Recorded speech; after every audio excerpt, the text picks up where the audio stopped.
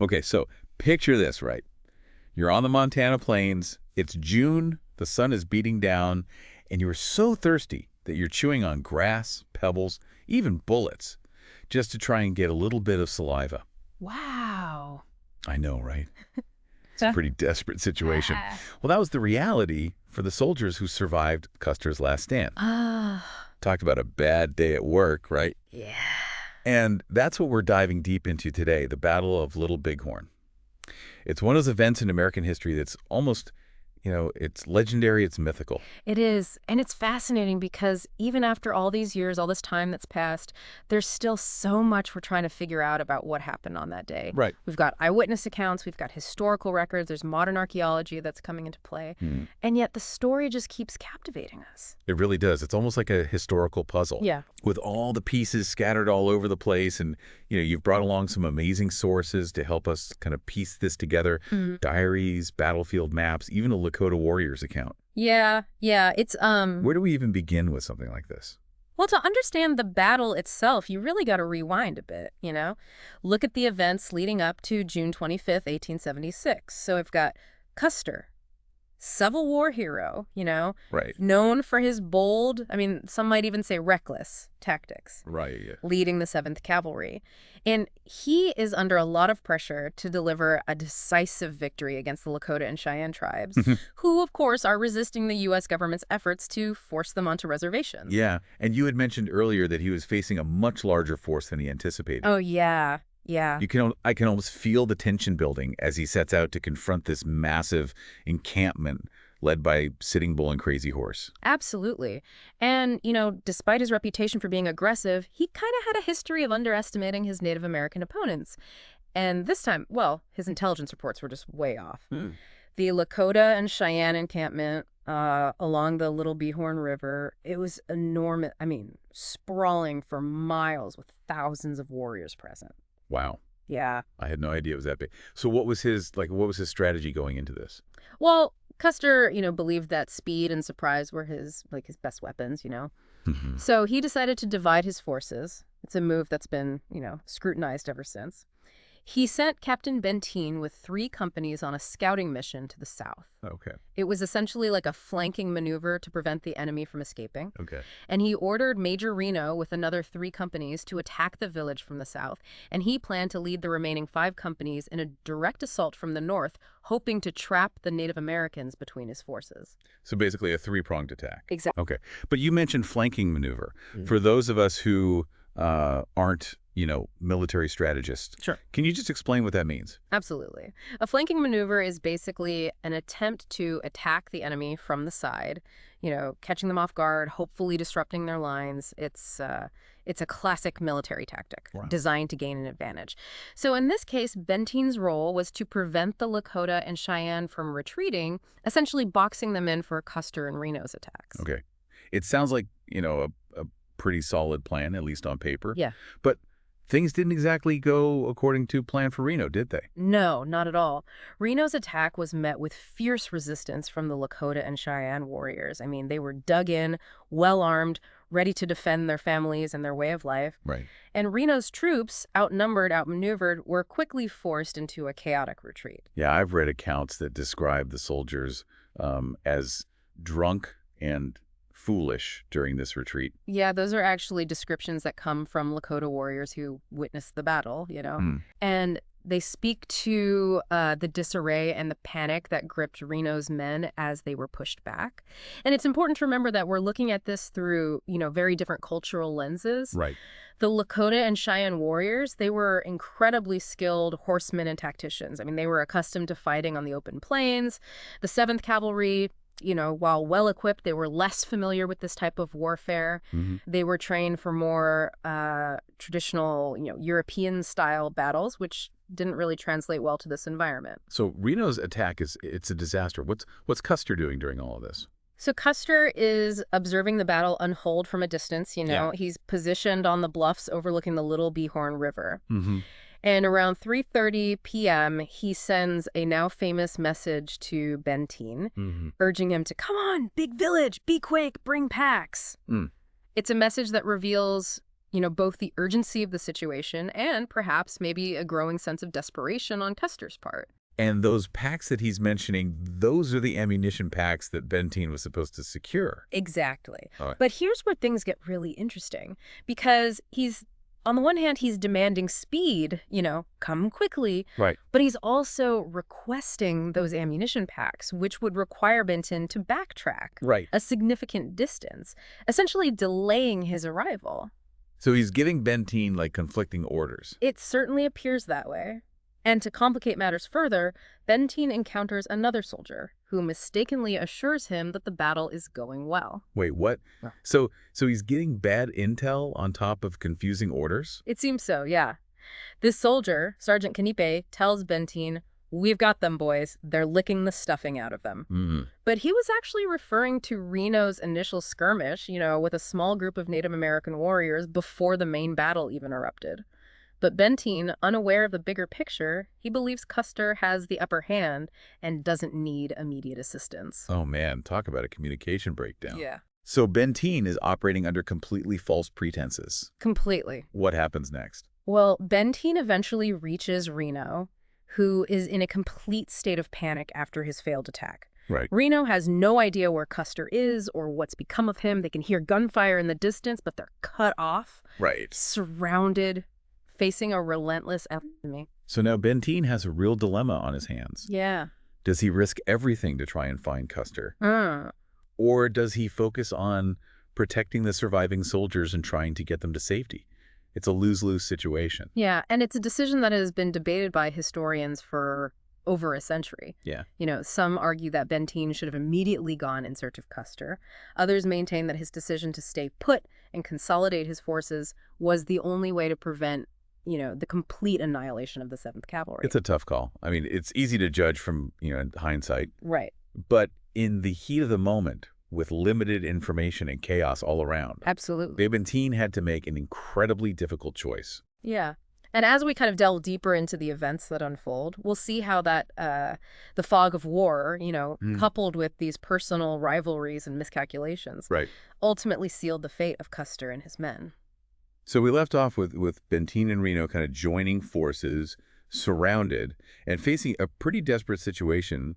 They hear gunfire, but no idea what's happened to Custer. So what's their next move? Well, as the sun starts to set on June 25th, Benteen and Reno find themselves besieged on what's now called Weir Point.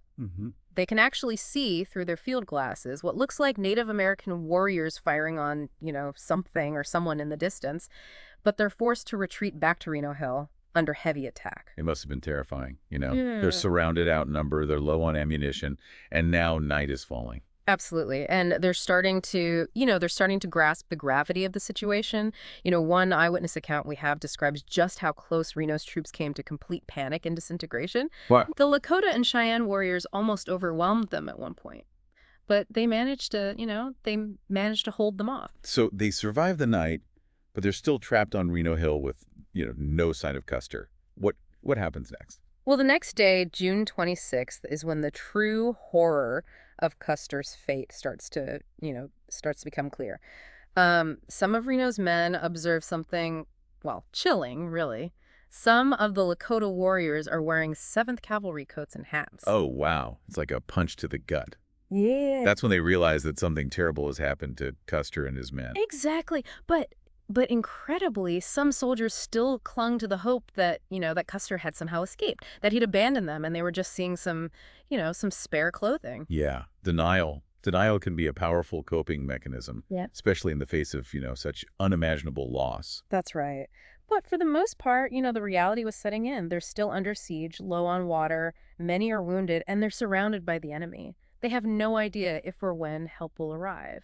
And you mentioned they were low on water. We talked about the soldiers chewing on grass and pebbles out of desperation. Can you elaborate on that? Yeah, absolutely. The thirst was, it was one of the most agonizing aspects of the siege. June heat in Montana is brutal. And these men were, they were desperate for water. They would chew on anything, grass, pebbles, even bullets, just to try and produce saliva. I can't even imagine. There's one particularly harrowing account from the battle about a soldier named McVeigh who had been shot in the stomach and was begging for water.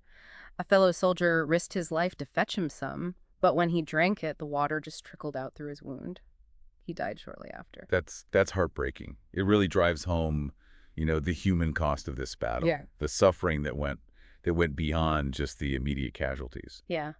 And amidst all this, Benteen really steps up. He shows remarkable courage. Hmm. Seeing his men on the verge of collapse, he rallies them with a stirring speech urging them to fight back. Well, that's quite a turnaround. I mean, we left off in the last part with Benteen seeming, you know, hesitant, maybe even resentful of Custer. It is. He realizes that the survival of the remaining soldiers depends on their unity and their willingness to fight. He leads a group of volunteers down to the river under heavy fire, returning with their canteens full. Wow. That's incredibly brave. He risked his life to save his men. He did. And that act of bravery earned him and those who followed him the Medal of Honor. Wow. It was a turning point for Benteen. It solidified his reputation as a capable and courageous leader. So with their thirst, somewhat quenched and their spirits lifted, Yeah. they managed to hold out until the Lakota and Cheyenne, having achieved their victory, decided to move on. Exactly. The soldiers on Reno Hill watched in amazement as this vast encampment, described by one eyewitness as a mighty tribe on the march, slowly disappeared from view. I can only imagine what that sight must have been like. This seemingly endless procession of people and horses, knowing that somewhere among them are the men who defeated Custer. It must have been a mixture of, awe, relief, and fear. They were still expecting a counterattack, so they remained on high alert. 2 days later, General Terry's troops arrive. Finally, some relief after what must have felt like an eternity. It was a bittersweet moment, though, because General Terry brings with him, the devastating confirmation of Custer's fate.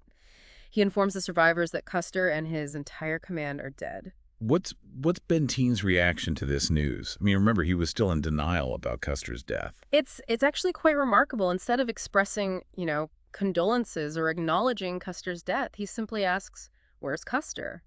Even in the face of this news, he can't bring himself to believe it. It really shows the power of the myth surrounding Custer. Yeah. The image of him as this invincible figure. Exactly. But the reality of his defeat is about to become all too clear. Terry, determined to silence Benteen's denials, he orders him to take his company and investigate the battlefield firsthand. And what they find there is a scene of, unimaginable carnage. This is it. We're finally at Custer's last stand. Paint us a picture. What did they find? Imagine this.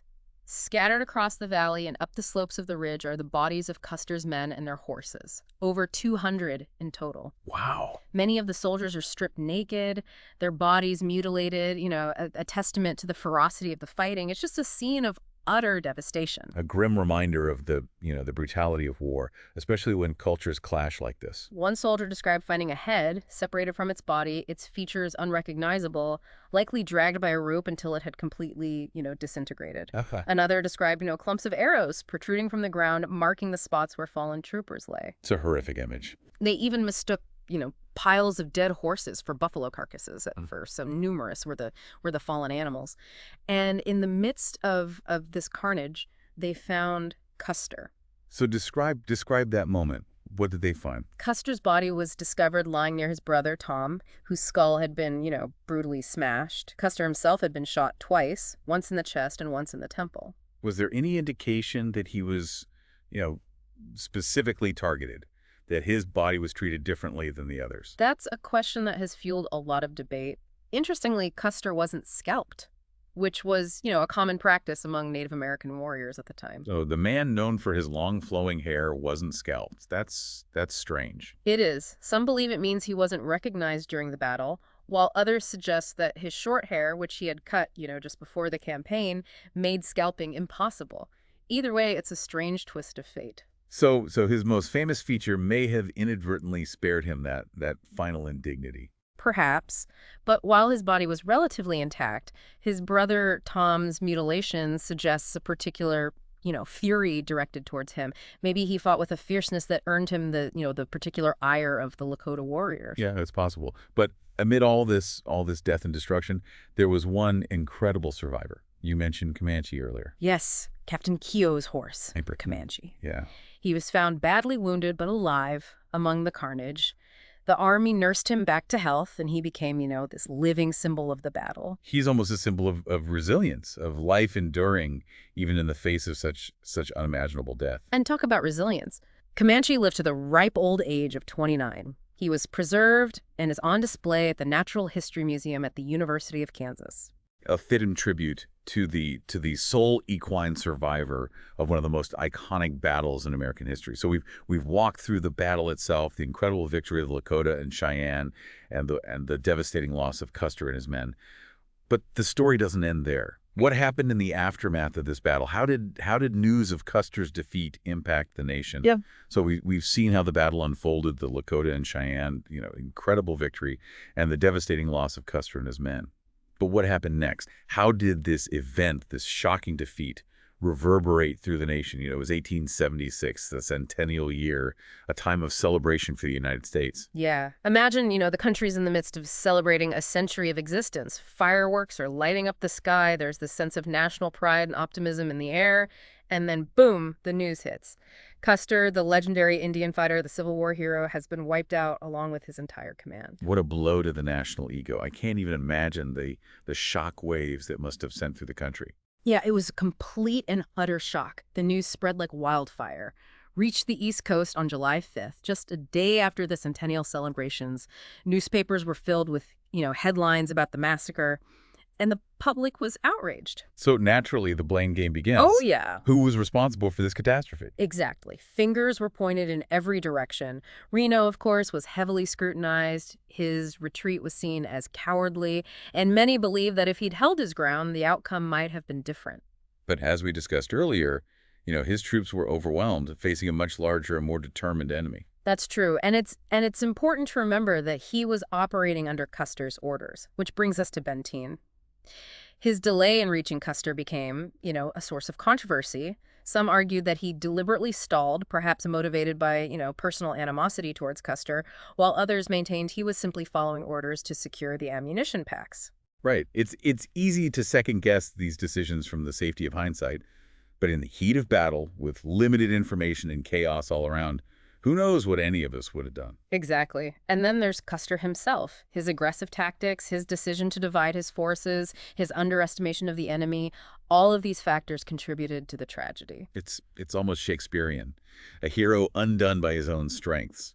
But we shouldn't lose sight of the fact that this wasn't just a story of American blunders. The Lakota and Cheyenne victory was a testament to their own skill, their courage, their leadership. Absolutely. Sitting Bull and Crazy Horse, their leaders, they demonstrated remarkable strategic brilliance, uniting the tribes, orchestrating a defense that completely outmaneuvered Custer. Their warriors fought with, incredible bravery and tenacity, defending their families and their way of life. It's a reminder that history is never simple, never one-sided. There are always multiple perspectives, multiple stories to be told. Yeah. And in the aftermath of this battle, the story took a tragic turn for the Lakota and Cheyenne. The scale of the defeat was such a shock to the American psyche that it spurred a wave of retribution and a renewed determination to crush Native American resistance once and for all. So their greatest victory ultimately hastened their own demise. That's a heartbreaking irony. It is. The Battle of Little Bighorn, it really marked a turning point in the history of the American West. It accelerated the push to force Native Americans onto reservations, stripping them of their land and their way of life. So the battle itself, this clash of cultures and ambitions, reverberated far beyond the battlefield itself. Exactly. And the echoes of that clash can still be felt today, We're still grappling with the legacy of westward expansion, the displacement of Native Americans, and this, complex relationship between the U.S. government and the tribes. As we wrap up this deep dive, I'm left with a sense of awe at the courage and the resilience of all those involved. The Lakota and Cheyenne warriors who fought for their freedom, and the soldiers who found themselves caught in a conflict far more complex than they could have imagined. This event, Custer's Last Stand, it's become a symbol, both of American military might and its vulnerability. It's a story that continues to fascinate us, to challenge our perceptions of history and heroism. And it's a story that reminds us that even the most legendary figures can fall, that victory can be fleeting, and that the consequences of conflict can ripple through generations. We've only scratched the surface of this complex and fascinating story. If you're interested in learning more, we encourage you to explore further, to delve into the lives of Sitting Bull, Crazy Horse, and the Lakota people. Discover the experiences of those who lived through this pivotal moment in American history. And if you enjoyed this deep dive into the past, be sure to subscribe to the Deep Dive for more captivating explorations of the events that have shaped our world. Until next time.